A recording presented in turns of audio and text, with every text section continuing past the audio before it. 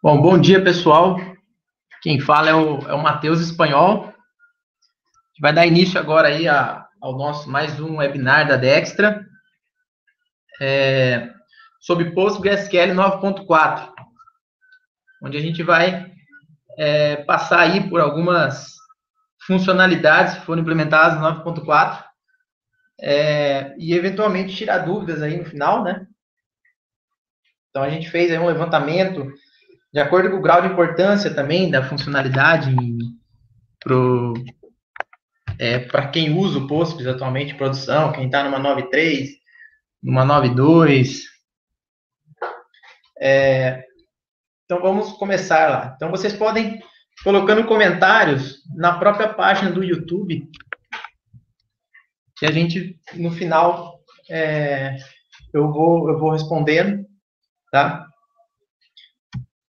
Bom, PostgreSQL 9.4 foi lançado aí, essa versão foi lançada dia 18 de dezembro de 2014, né? Após um ano e 3 meses, um ano e 3 meses após a versão 9.3.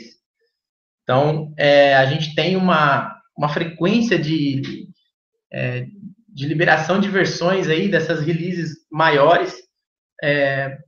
É muito rápido a liberação, um ano e 3 meses, a gente está falando pelo tanto de funcionalidades que tem, vocês vão ver.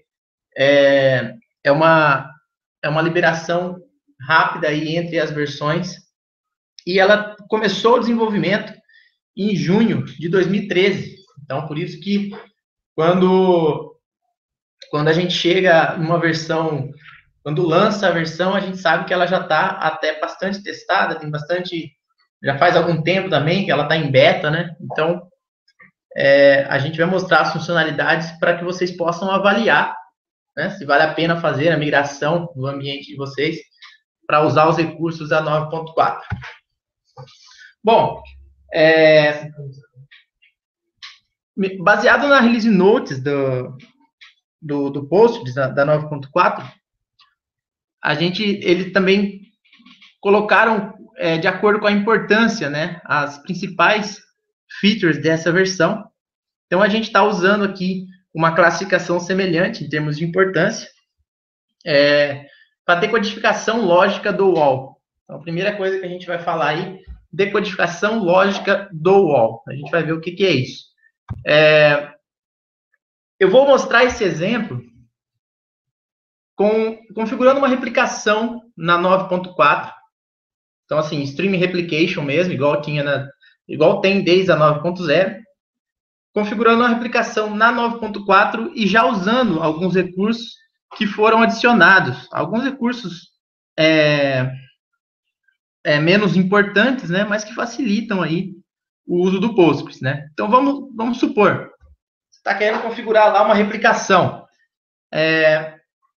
Primeiramente, estou listando aí que o parâmetro WAL-Level, ele recebeu mais um valor aí possível, que é o logical, que no primeiro momento, aqui nesse exemplo, a gente não vai usar, mas esse valor é exatamente esse que vai ser responsável pela decodificação lógica.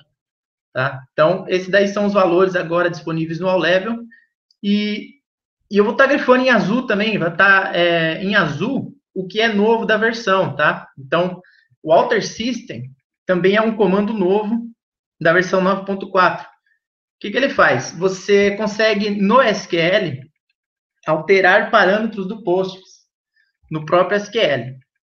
Então, aí um exemplo, eu estou mudando o WAL-Level para Hot Standby, porque nesse primeiro momento eu vou fazer uma replicação Stream Replication comum, e não vou usar o Logical ainda.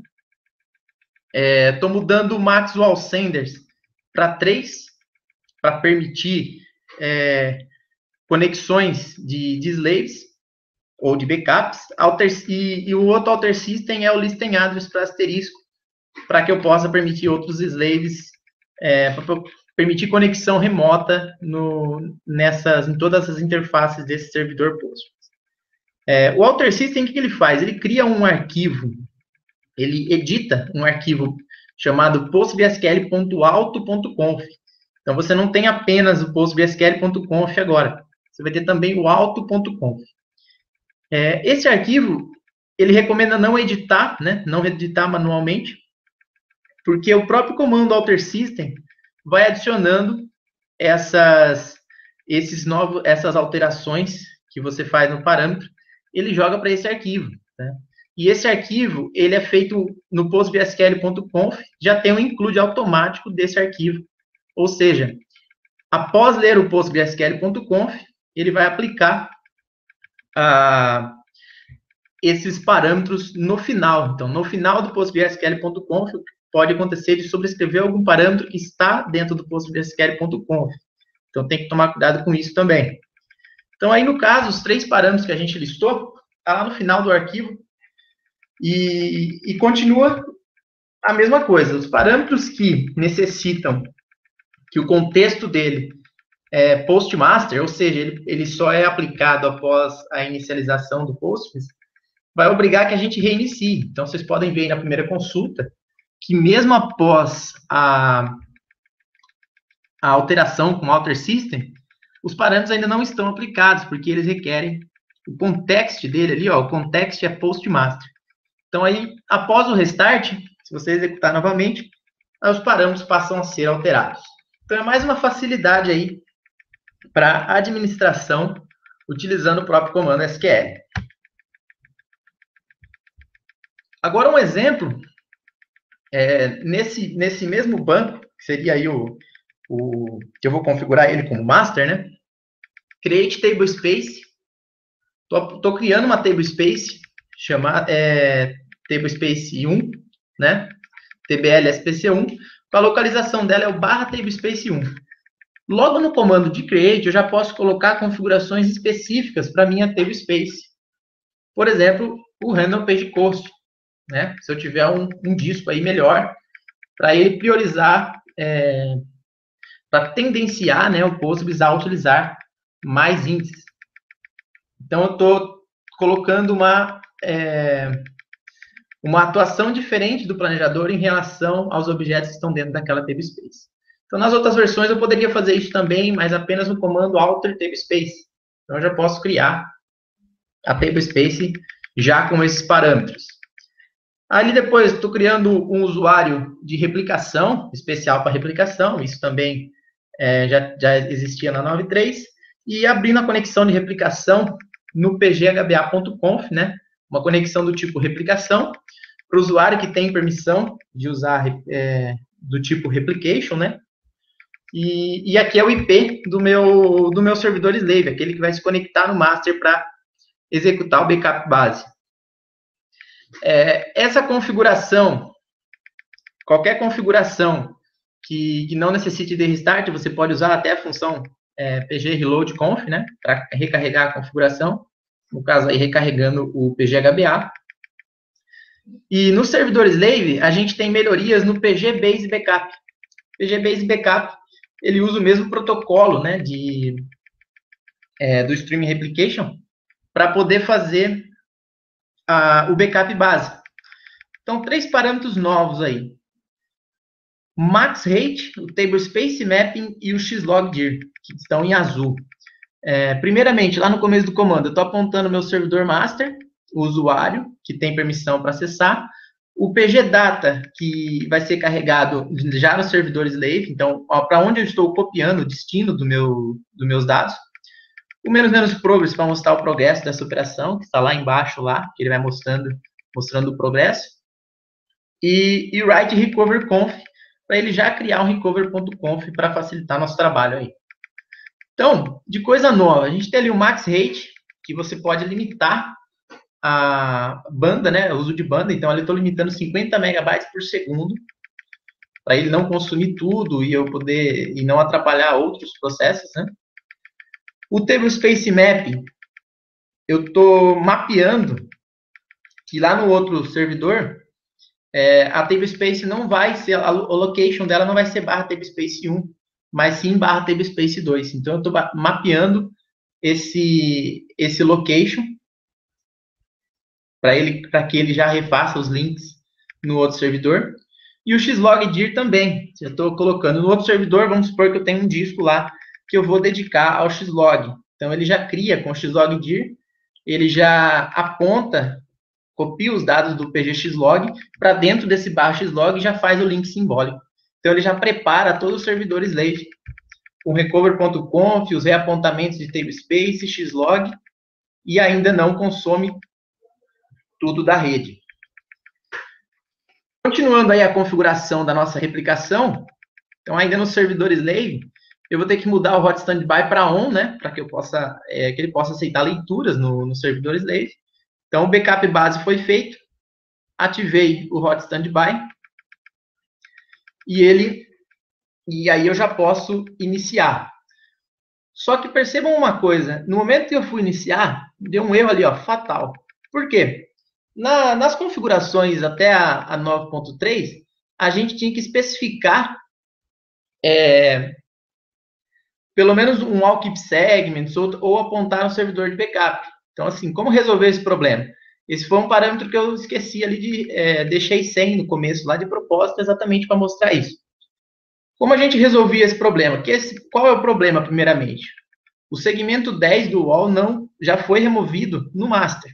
Então, vamos supor que aconteceu aí durante o PGBase Backup, os logs do wall vão sendo reciclados, né?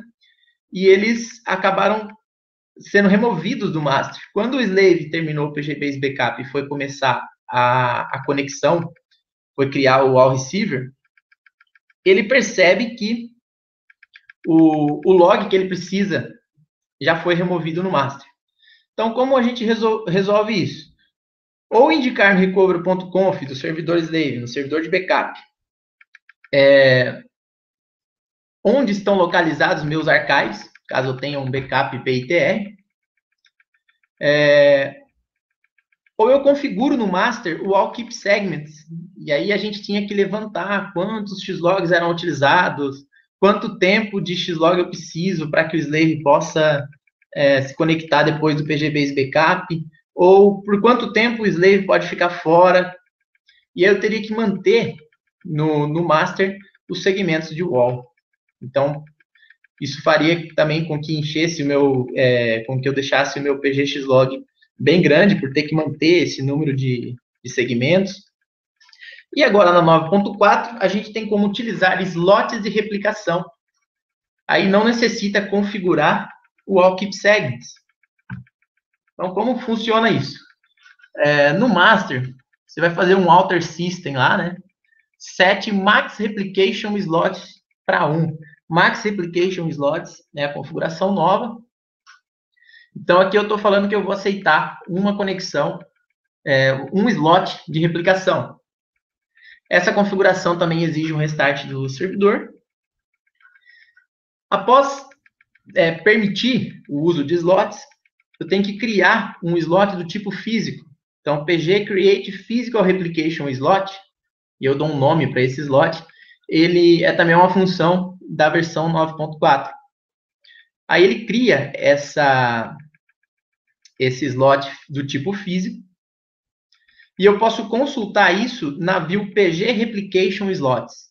Então ele vai mostrar lá, ó, slot name, o tipo dele é físico, se ele está ativo e qual o primeiro log sequence number que ele aponta. O primeiro, qual é o ponto do wall que ele está esperando. Então, como ele está inativo ainda, está nulo. No slave eu vou ter que executar o pgbase backup e executar o pgbase backup novamente e alterar o hot standby para on, isso que a gente já tinha feito. Aí você adiciona no parâmetro recover.conf, no arquivo recover.conf, primary slot name, e aí aponta o nome do slot que está iniciado lá no master. Então você aponta para o seu slave o nome do slot físico que você criou lá no master. Após iniciar o banco, o slave, vocês podem ver aí que ele consegue se conectar tranquilamente com o master. Por quê? Porque o master, ele entrega exatamente aquele log que o slave estava precisando. Então, a consulta na PG Replication Slots, vocês podem ver ali que ele já apontou ali um LSN, ou seja, o master sabe qual ponto que o slave está precisando, qual segmento de wall que o slave está precisando. Então, é por isso que se o slave cair, se o servidor slave cair, o master sabe que ele precisa daquele ponto e ele mesmo já mantém os logs necessários. Então, continua aquele cuidado, aquela necessidade de monitorar o preenchimento do diretório de xlog. Então, o pgxlog pode encher se você ficar muito tempo com o slave fora. Tá? Então, é por isso que é preciso monitorar sempre, continua essa necessidade, senão você corre o risco aí de parar por conta de falta de espaço em disco, se seu slave estiver fora. E aí, um outro exemplo de uma outra, só para exemplificar uma função nova também, que é o pgdrop replication slot. Então, você pode matar esse slot de replicação, só que no caso aí deu um erro porque esse slot estava em uso. Então, estava em uso para replicação. Então, assim que ficou aí a replicação, o stream replication, né, usando slots físicos. E com mais alguma operação aí, a gente também consegue exemplificar a decodificação lógica, né, o slot de replicação lógico. Então, para isso, você tem que alterar, para usar a decodificação lógica, você tem que alterar o wall level para logical, primeiramente, e fazer o restart do banco também. E aí, criando, a função que cria um slot de replicação lógico é pg create logical replication. E nesse modelo, você tem que colocar, nessa função, você tem que colocar o nome do slot e também o plugin. O que é isso? A decodificação lógica, ela é um plugin, ela é uma infraestrutura que permite que você desenvolva em cima disso. O que? Uma solução de replicação. Por exemplo, uma solução master-slave, bidirecional,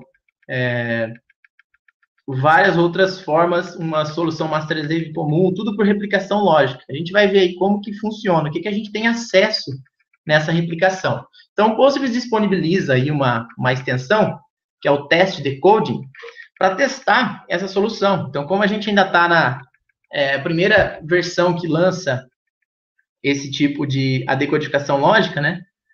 Eles disponibilizaram esse teste de decoding e essa infraestrutura está pronta para que sejam desenvolvidas soluções. Então, a solução mais famosa que tem hoje que vai utilizar isso é o BDR, é o projeto BDR. Atualmente, ele ainda não está como um plugin necessariamente igual a esse teste de decoding, mas em breve estará como um plugin. Então, hoje você precisa ele faz algumas alterações no código do Postgres ainda.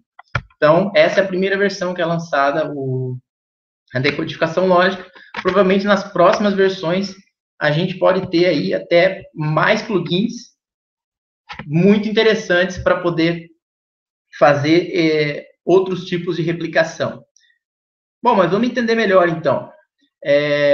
Ao criar uma replicação lógica, vocês viram ali que o xlog position, ele consegue mostrar lá o xlog position, coisa que na replicação, no slot físico, ele não tinha. E no PG Replication Slots, a gente tem um pouco mais de informação. Então, ele tem ali, lógico, ainda está inativo ainda esse slot, mas ele já tem bastante informação, mais do que aquela primeira visão que a gente teve do slot físico. Fazer um teste, então, ó, com esse teste de decoding, esse plugin habilitado no nosso slot de replicação lógica, eu vou inserir ali uma tabela qualquer ali, 10 registros, no campo ID e o campo nome. Vou inserir 10 registros. Ao executar essa alteração, eu consulto, tem algumas funções onde eu posso consultar o que está acontecendo naquele slot. Então, ele vai decodificar tudo que foi gravado no banco, ele vai decodificar. Então, a função pglogical slot get changes, ele consegue pegar do DextraDB slot a sequência de alteração que foi inserida no wall. Então, ele já pega decodificado qual ID que eu inseri, qual tabela, todas essas informações. Então, vocês viram ali, o begin, commit e os inserts linha a linha. Eu estou omitindo ali o restante do resultado. A gente pode pegar nesse teste de decoding essas alterações pelo PG Logical Slot Get Chains, e tem também um aplicativo chamado PG RecV Logical, que você se conecta no servidor que está no servidor master, né?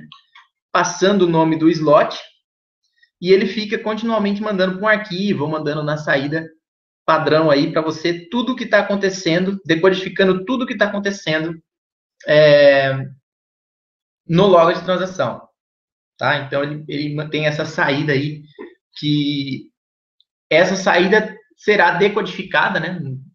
Mais para frente, quando a gente tiver esses plugins prontos, imagina que você está pegando toda a alteração e isso daí vai virar comandos para inserir em outro banco, por exemplo. Então, você pode manter uma replicação do tipo lógica, porque ele já faz a decodificação desses comandos do all.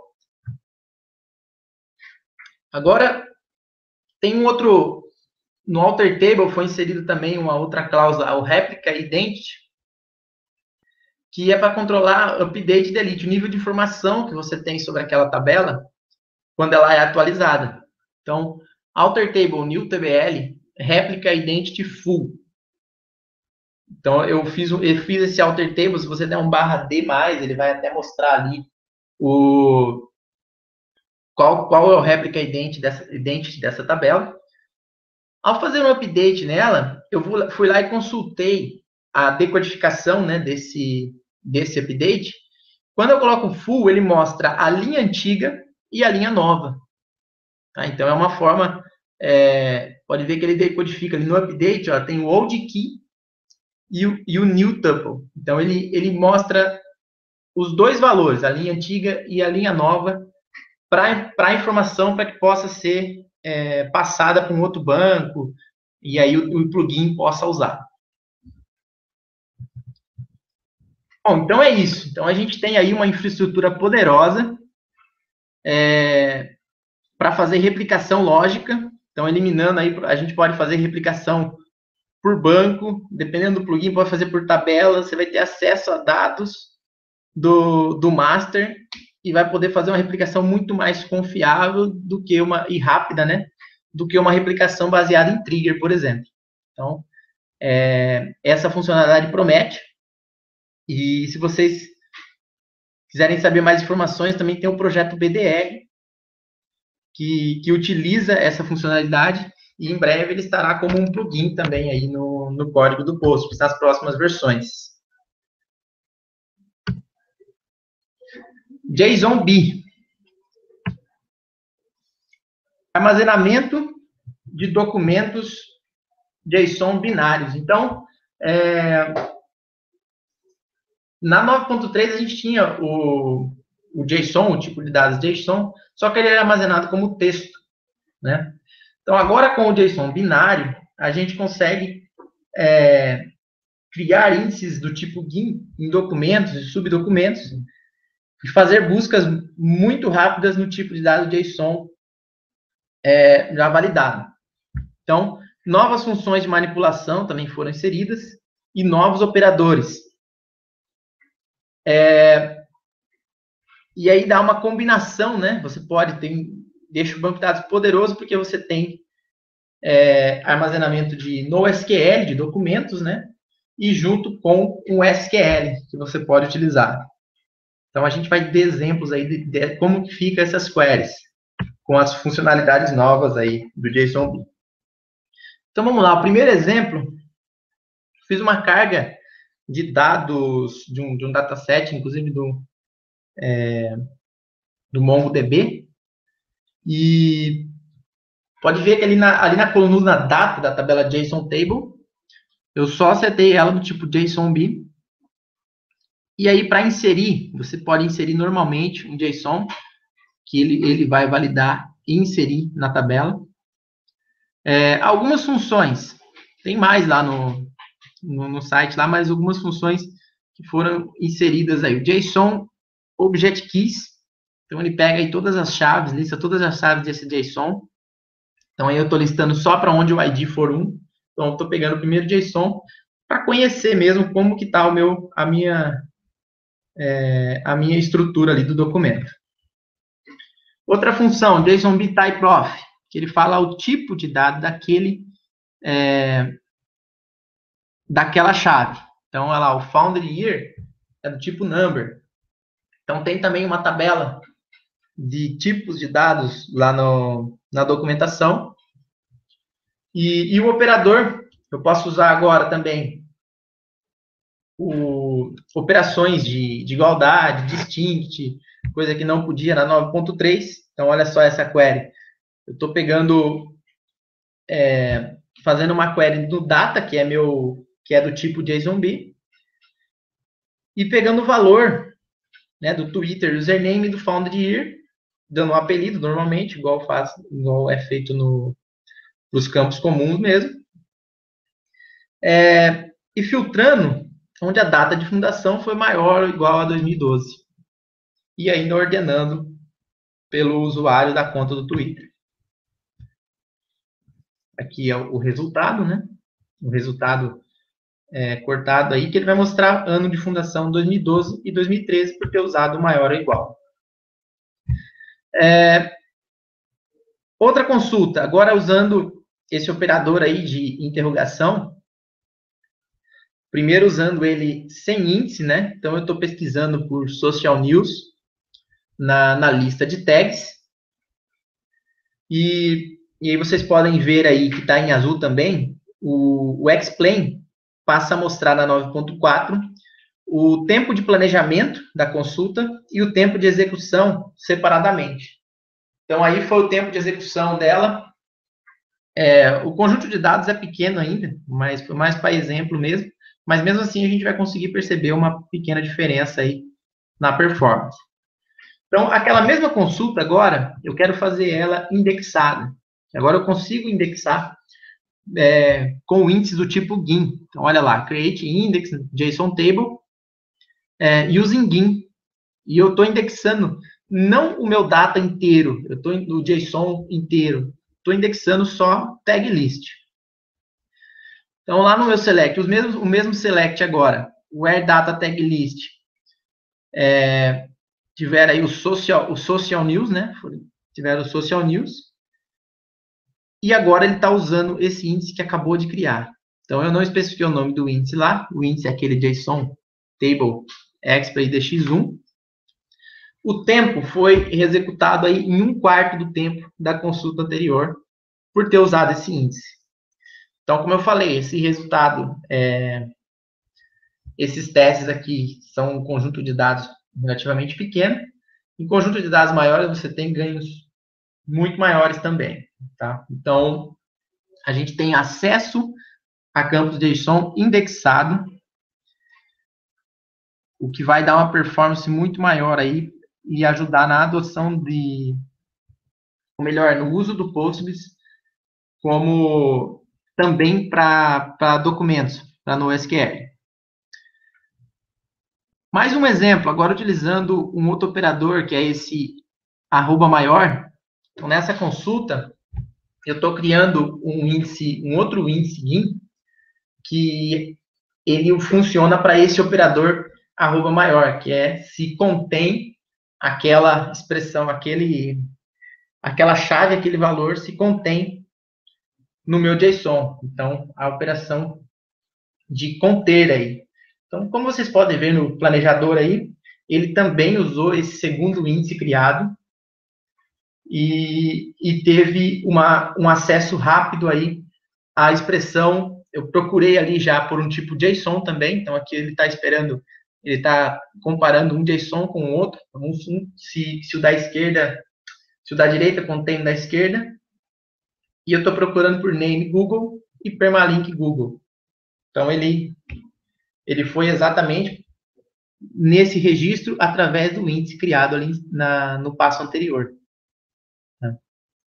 Então, recomenda-se usar esse tipo de índice da classe de operadores ali, o JSONB, PATH, OPS, para esse tipo de operador. Bom, concluindo aí, esse daí foram as coisas novas, né? A gente tem bastante coisa também que já existia na versões anteriores. O tipo JSON, existe ainda o tipo JSON e o JSONB. Então, existe aquele tipo JSON também que é armazenado em texto. O tipo JSON ainda é útil nas seguintes situações. Quando você não precisa de acesso indexado, quando necessário preservar espaços em branco, ordenação das chaves e duplicidade das chaves. Então, o JSONB, ele faz essa eliminação de espaços em brancos, você não pode confiar na ordenação, e ele não tolera chaves duplicadas também. E por ele fazer essa validação, ele acaba na inserção, na importação, exportação, ele acaba sendo um pouco mais lento. O JSONB acaba sendo um pouco mais lento que o JSON padrão, tá? Então, mas o que você perde na importação, você ganha muito mais no acesso a esses registros do tipo JSONB. Para todas as outras situações, use JSONB.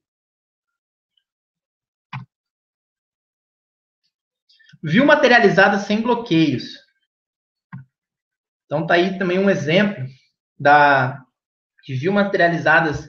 Agora, você pode fazer um refresh nessa view com o concurrently e faz isso sem bloquear selects. Então, na versão anterior, a gente tinha também materialized view, né, a view materializada. Só que, ao fazer o refresh dela, eu dava um walk, né, nessa view. E agora isso foi resolvido. Então, tá aí um exemplo de uma view materializada. A view materializada é interessante para muitos casos. Por exemplo, para quando você quer fazer já agregação, você já faz algumas agregações e ele já salva esse resultado de tal forma que fique muito mais fácil de acessar posteriormente. A questão é que para fazer a view, o refresh da view materializada, a atualização dela de forma concorrente, né, de forma concorrente, sem o bloqueio, a gente precisa de um índice único em algum campo dessa view. Ela precisa ter um índice único. Então, vocês viram ali que ao criar a view, eu fiz um raw number ali só para gerar um ID e depois eu indexei esse ID com um índice único, tá? Então, isso é obrigatório. Se você não fizer isso, ele vai te dar um erro e você não vai poder usar o concorrente. Então, refresh materialized view concorrente. Eu atualizei, executei novamente essa consulta e gravei na view materializada, sem causar bloqueios em quem já estava utilizando essa view materializada. Então, aí também uma funcionalidade muito importante da 9.4. Índices GIN mais compactos e mais rápidos. Então, aí a gente vai ver um teste aí, isso daí vai melhorar muito para a adoção do Full Text Search, para a utilização do Full Text Search no Postgres. Já existe faz tempo, né? Só que agora a gente tem uma redução do tamanho dos índices GIN, que eram utilizados para indexar esse tipo de dados, e também uma velocidade no acesso. Então, essa evolução do índice GIN vai ajudar bastante o uso de Full Text Search no Postgres, igual esses exemplos aqui, ó. Então, imagina lá que eu tenho um campo tag list, ele é do tipo TS Vector já, então eu já criei o tipo TS Vector para usar Full Text Search. E aí eu tenho lá uma lista de tags, onde eu vou procurar por Big Data e Social Media. Eu tenho que converter esse texto para TS Query, para ele poder comparar com o TS Vector. E aí no explain dessa query, então ali está o resultado, né? Ele trouxe duas linhas. No explain dessa query, ele consegue trazer o resultado. No caso aí ainda não tinha índice, então ele usou o sexcram. Para criar um índice, eu posso criar um índice do tipo, eu tenho que criar um índice do tipo GIN, né? No tag list. E depois eu mostro a diferença de tamanho, que nesse caso, nesse exemplo, como eram poucos dados, a diferença ficou pequena, né? Então, a redução do tamanho do índice irá variar de acordo com a repetição de valores na coluna. Então, quanto mais valores repetidos eu tiver, menor esse índice vai ficar em relação a 9.3, por exemplo, e até em relação a índices do tipo B3. Então, a gente pode chegar aí a reduzir até 5 vezes o tamanho do índice.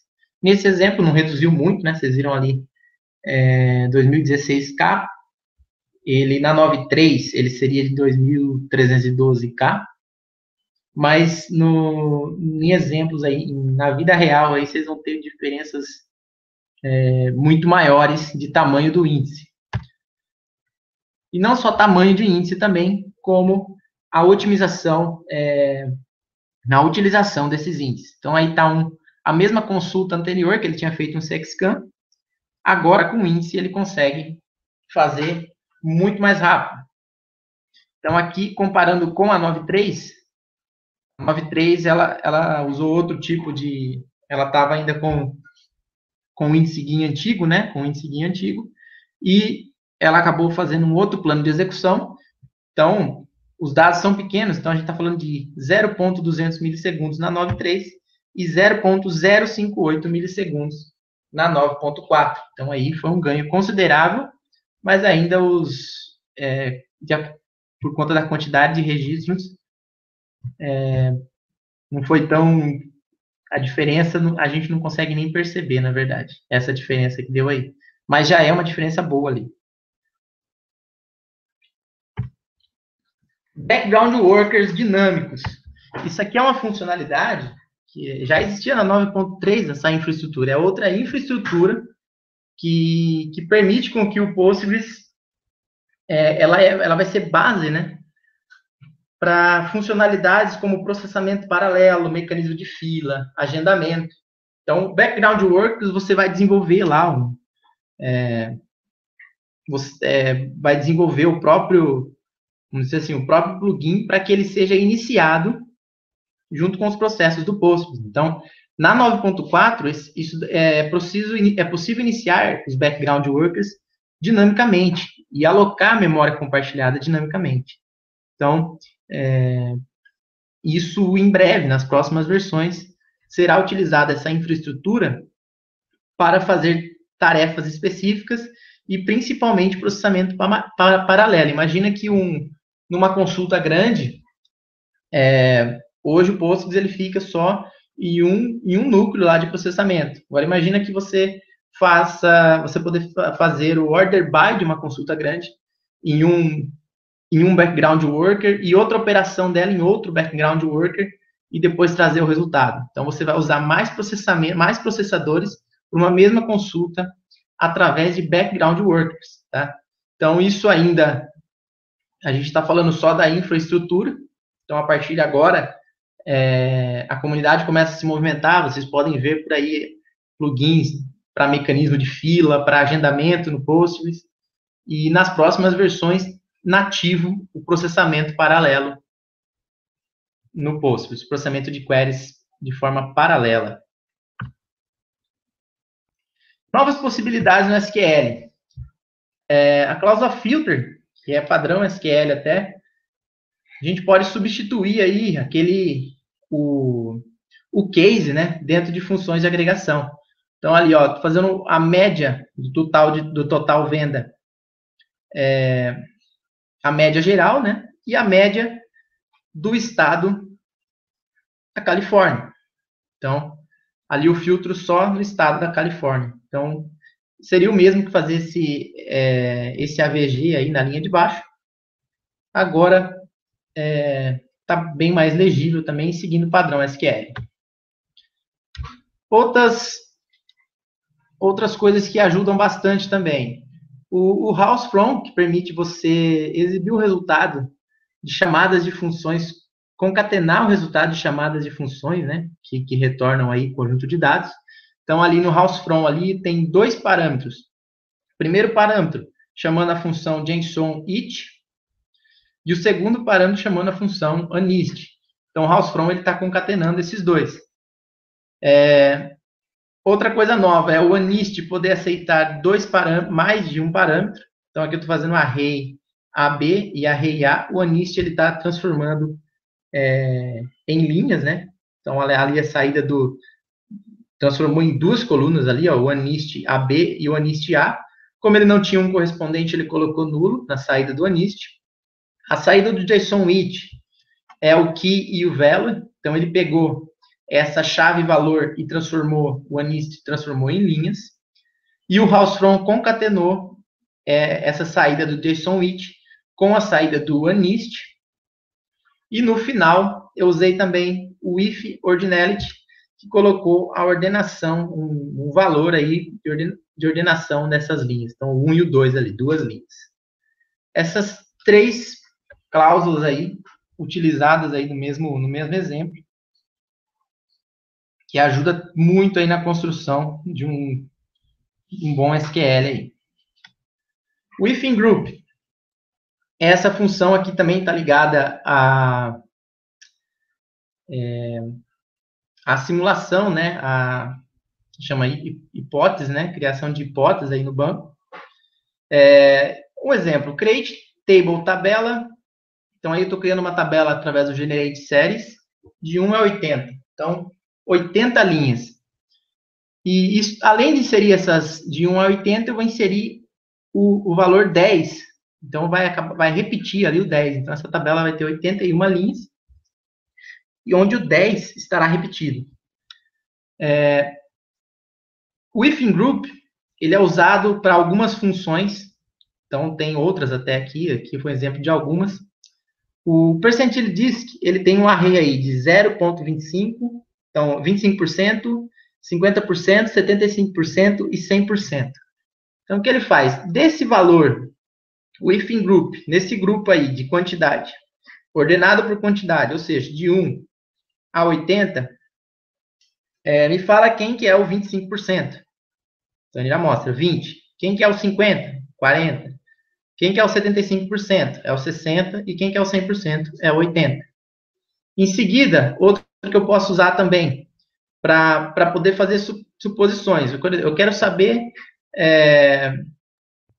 quem que está no ranking, se eu tivesse 80, qual que ele estaria no ranking?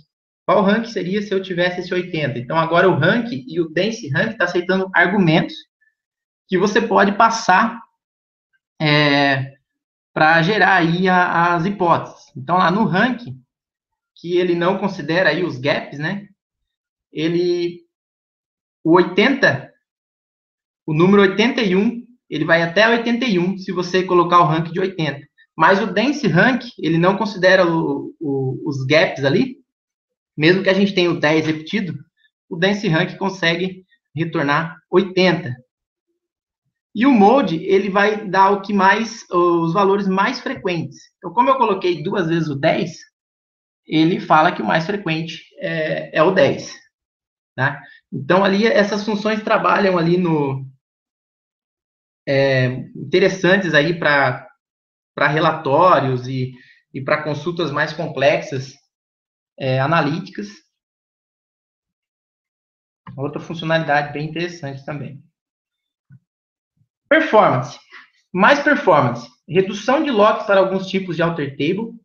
Então, você tem aí, nas outras versões, qualquer alter table geraria um lock da tabela toda. Para alguns tipos de alter table, isso foi eliminado. Então, você consegue fazer select na tabela, mesmo estando executando alguns tipos de alter table. Escrita paralela no all buffers e escrita seletiva para updates. Então, escrita paralela, isso aqui ajuda a melhorar a escalabilidade de escrita aí, né, a escalabilidade vertical, né, conseguir utilizar mais operações de escrita ao mesmo tempo. E a escrita seletiva, no caso de updates, não gravar a coluna toda, apenas as colunas alteradas no wall. Isso aí também foi uma melhoria interessante. Mais performance na agregação para o window function. Então, corrigiram algumas coisas, melhoraram algumas coisas no uso de funções de agregação para o window function. Estatísticas. A gente tem uma view agora chamada PG Stat Archiver.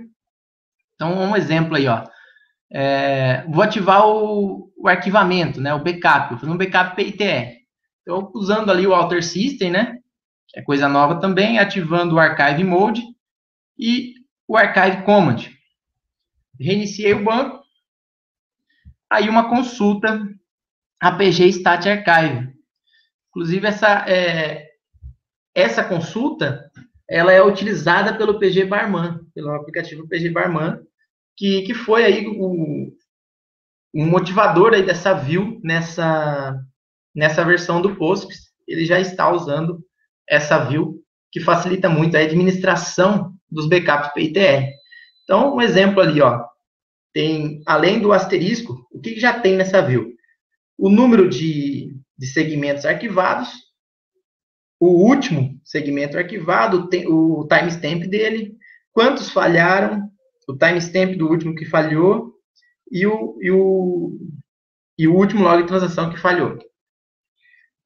Como qualquer outra tabela de estatísticas, tem esses valores estatísticos são em relação ao último status reset, então ele tem também ali o último status reset, e com essas informações, pode pegar ali também, se no momento o UOL está conseguindo arquivar, então isarchive, que é gerado ali nessa consulta, e também saber quantos segmentos de UOL estou arquivando por segundo. Então, eu posso ter aí algumas estatísticas para monitorar de perto o meu backup PITR.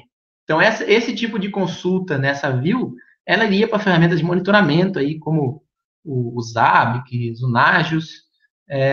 Estamos incluindo também o uso dessa view no PG Analytics também. Outro parâmetro, tem uma nova coluna na tabela PG Stat User Tables, que é o NMOD Science Analyze. Ele, até já deu um exemplo, é bem fácil de entender, esse é desde o último Analyze, quantas linhas foram alteradas. Então, ali, fiz um Analyze na tabela, consultando a PG Stat User Tables, ele mostra esse último Analyze, e o NMOD Science Analyze é 0, porque eu acabei de fazer esse Analyze. Após fazer um update, ele incrementa ali, não só o N2P upd, mas incrementa também essa nova coluna com as alterações desde o último Analyze. Outras coisas, Recovery Mean Apply Delay. Então, esse aqui é para o caso de você manter um backup ou uma réplica atrasada para evitar, por exemplo, que uma alteração seja replicada imediatamente. Imagina que você fez lá um drop table lá equivocadamente no master. Se a sua réplica, se você tiver uma réplica com atraso, com esse delay, você consegue parar a replicação e ter essa tabela lá ainda, porque os dados não foram aplicados ainda no seu servidor slave. Então, aí está um exemplo, colocando no recover.conf, essa opção é no recover.conf, colocando 15 minutos de atraso. Ao iniciar o banco, qualquer alteração que eu tiver feito no master, ela só vai ser exibida no slave 15 minutos depois. Então, aqui um select no slave, select now, e usando a função pg last shakt replay timestamp, para saber o timestamp da última transação aplicada, vocês podem ver aí que ele deu 15 minutos. Ele só foi aplicar a alteração do master 15 minutos depois no slave. Então, isso daí é útil aí para alguns casos que para ter uma segurança a mais. É lógico que você pode ter mais slave, então você poderia ter um slave super atualizado e manter esse com um delay. Melhorias aí no detalhamento de locks do banco. Então, lá no parâmetro log lock weights, ele tem agora a exibição aí do context, né? Especificando qual linha, de qual tabela. Então, você tem mais informações sobre os locks que são causados na sua aplicação. Então, aí eu fiz um exemplo ativando o login collector, né? E o log lock weights, fazendo duas transações, a primeira bloqueando a segunda, né? Por estar atualizando a mesma linha. E como ele exibiu aí essa informação. Então, depois do commit ali da primeira, ele falou no final ali que a segunda conseguiu adquirir esse lock na tabela. Esse context fala até a linha que foi bloqueada. Melhorias aí na administração. Agora eu tenho comandos alter table, alter index, que facilitam a transferência de objetos de uma table space para outra. Então, nesse exemplo, eu estou movendo todos os índices que estão na table space pgdefault, que é o padrão lá, né, no pgdata, e colocando eles na table space 1, na tbl spc1. Então, no único comando, ele moveu todos os índices. Então, aí salvou um tempo aí do DBA, né, para fazer a consulta no catálogo e gerar script SQL. Então, no único comando, ele conseguiu fazer essa movimentação. Auto-Vacuum Workman, memória a ser concedida para Auto-Vacuum Workers.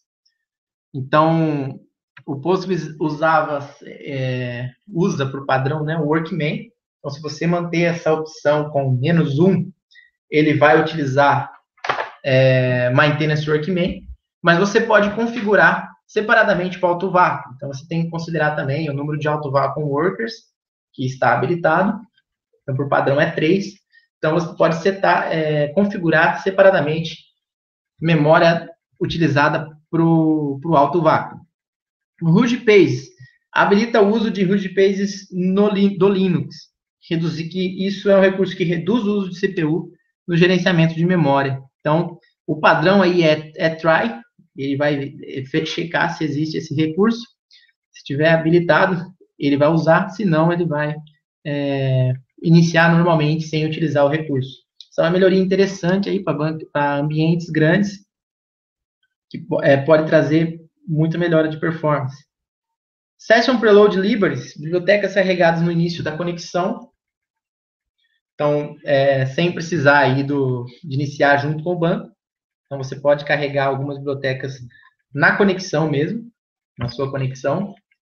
Recover Target Immediate. Essa é também um outro parâmetro do recover.conf, que é útil para casos em que uma rápida restauração é mais importante que a atualização dos dados. Então, imagina que um ambiente muito grande lá, um ambiente crítico, você está usando lá, precisa restaurar um backup, e a produção está fora. O que ele vai fazer? Ele vai restaurar todos os xlogs que estiverem disponíveis até o final.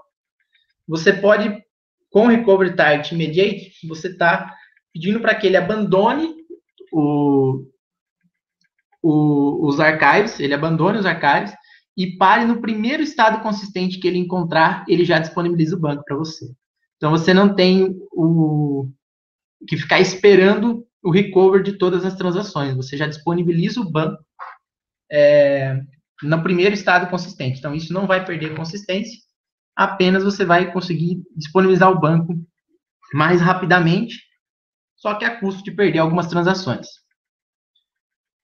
Alterações de valores padrões, então, Workman, que era 1 mega por padrão, passa a ser 4 mega, Maintenance Workman de 16 megas para 64 mega, e o Effective Cache Size de 128 mega para 4 GB. Então, isso aí é só o padrão, né? Você pode colocar o valor que você quiser. E mais, Analyze em etapas. Então, esse daqui é interessante, a opção Analyze in Stages, ele faz análises sobre um conjunto de dados mais curto, para poder ter uma rapidez nesse primeiro analyze da tabela. Então, imagine que você acabou de fazer um PG Restore. Se você não fizer o analyze, ninguém consegue usar o sistema praticamente, por conta do banco não ter estatísticas ainda. Então, por outro lado, um analyze completo demoraria um pouco para você disponibilizar o banco já para uso. Então, o Analyze in Stage, ele consegue fazer análises mais curtos para que você já possa disponibilizar o banco rapidamente e postergar análises mais sobre um conjunto de dados maiores. Atualização seletiva de colunas para views atualizáveis. Então, uma melhoria aí para views atualizáveis e triggers para foreign tables. Então, você pode criar uma trigger lá numa tabela que está pegando dados de um FDW aí, por exemplo, do Oracle, do SQL Server, MySQL. pode criar uma trigger nessas tabelas. Stack Tracing PL/PGSQL, então o Get Diagnósticos do PL/PGSQL ganhou ali mais uma opção, que é o PG Context, que ele mostra, ele retorna no erro todas as informações ali que ele tem no PL/PGSQL, retorna todo o Stack Trace do PL/PGSQL. E a extensão PG Pre-Warm, onde você pode pré-carregar tabelas no shared buffers ao iniciar. Você joga a tabela para o cache antes, no momento da inicialização, com essa contrib. Bom, é isso. Agora, a migração. Então, para encorajar vocês aí, o dump e o restore, ele tem paralelismo, né? Desde a 9.3, você tem paralelismo tanto no dump quanto no restore. Então, você pode, caso o tempo de parada, tempo de dump e restore for aceitável, utilizar aí o dump e restore. Se precisar otimizar esse tempo, não pode ficar muito tempo indisponível durante a migração, você pode utilizar o PG Upgrade. E quiser investir um pouco mais para reduzir a indisponibilidade durante a migração de versão, você pode usar também o Sloan para replicar entre versões diferentes e depois apenas promover a nova versão. Tá? Então, são opções de migração para encorajar aí vocês a migrarem para a 9.4. Então, vamos embora? Vamos migrar? É isso aí, pessoal. Espero ter esclarecido aí, dado uma visão para vocês dessa nova versão. Aí, meu contato. A gente tem também os links da consultoria, suporte, treinamento da Dextra e do PG Analytics, que é um projeto que a gente está fazendo em paralelo aí também nos trabalhos com Postgres. Gostaria de agradecer a todos aí a participação e agora estou disponível também para perguntas. Quem quiser fazer perguntas no próprio YouTube mesmo ali, a gente vai responder. Ok? Então, boa tarde aí a todos. Muito obrigado pela presença de vocês. Até o próximo webinar aí da Dextra.